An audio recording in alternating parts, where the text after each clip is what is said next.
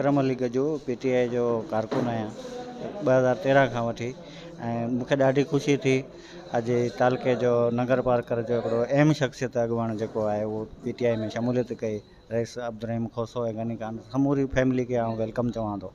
महिरबानी। Hira Lal PTI additional deputy general secretary मिठी ऐं जेको सो रईस कापड़ी खान जो फर्दनि सां मुताबिक़ आहियूं जेको असांजे हींअर नई जेको सो असांजी PTI में क़यादत में शमूलियत कई आहे।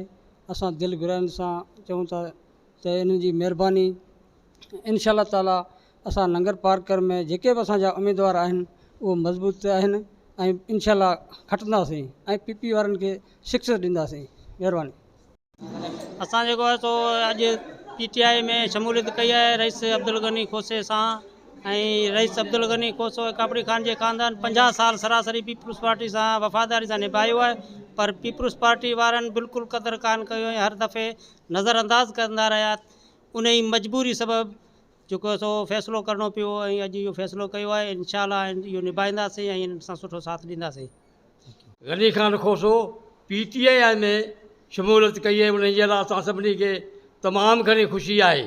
PP वारनि खे शक हो त शायदि हीअ असांजे पोयां आहे ऐं असांजी पार्टी PT जी पीपल्स पार्टी जी कोन छॾंदो, पर आख़िर हुनखे टिकट न मिलण जे करे तंग अची उन ॿी पार्टी में शमूलियत कई आहे। उनजे नतीजे जी PP खे पाण ख़बर पवंदी त गनी खान छा आहे, वक़्तु ॿुधाईंदो।